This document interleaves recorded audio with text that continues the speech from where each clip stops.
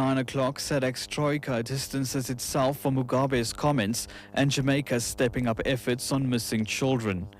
Good morning, I'm Kirit Lala. You're listening to SAfm News. In the main story this hour, SADC's top organ on politics, defense and security says it will not be drawn into the recent disparaging comments by Zimbabwean President Robert Mugabe on President Jacob Zuma's international relations advisor Lindiwe Zulu. In the latest attack, Mugabe warned Zuma to stop his top mediator from commenting on the country's political crisis. Earlier this month, he called her a street woman. Zimbabwe is facing major challenges ahead of the July 31st poll, battling to raise the $132 million needed for the election. The SADC Troika held an extraordinary summit in Pretoria last night, at which concern was expressed over the limited time to prepare for the crucial polls that will end the power-sharing agreement currently in place. Chairperson of the Troika, Tanzanian President Jakaya Kikwete. Unfortunately, the summit did not discuss that, and therefore there is no view. Meanwhile, the Troika says it will be tough organizing the upcoming Zimbabwean election given the limited time. SADC has called for elections to be pushed to a later date, but the Zimbabwean Constitutional Court has ruled it must go ahead on July 31st.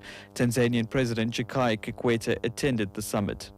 You can see the challenges that they have faced. That's why we are saying here, even the incident of the early voters, where half of them couldn't vote, partly because it is the brevity of time. So it's going to be very tough elections to organize, but we have committed to work with the people of Zimbabwe and see whatever we can do to make sure that within the remaining, we can have an election that is going to be credible enough. Moving to Limpopo now, and the House of Traditional Leaders there says it hopes the new provincial cabinet will focus on improving service delivery in the province. Premier Stanley Matabata took over the reins from Castle Matale, who resigned last week.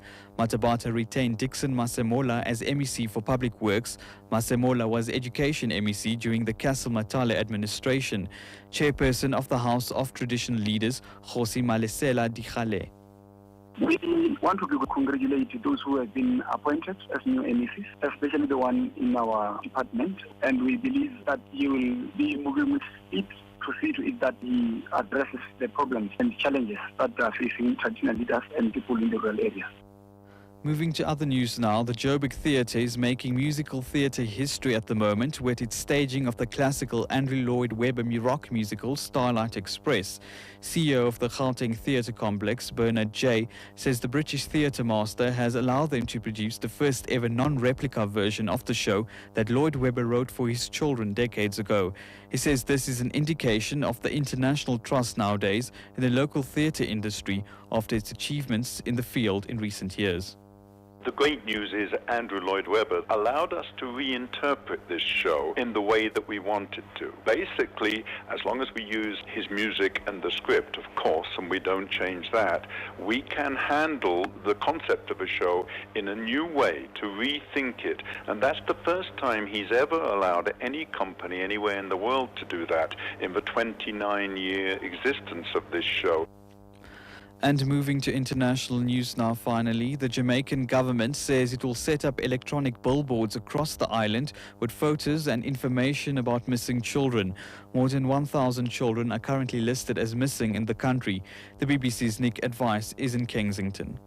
It's estimated by children's groups that some 4 children a day go missing across the island, some 120 a month in a population of just under 3 million. And that's a concern for the government. Currently, the media has sent images and the details of a missing child in the hope that they're spotted. This new initiative will see their pictures displayed on giant screens around the country. Some 80% of children return home within days or weeks, but the remainder are often never found, and it's hoped this could help.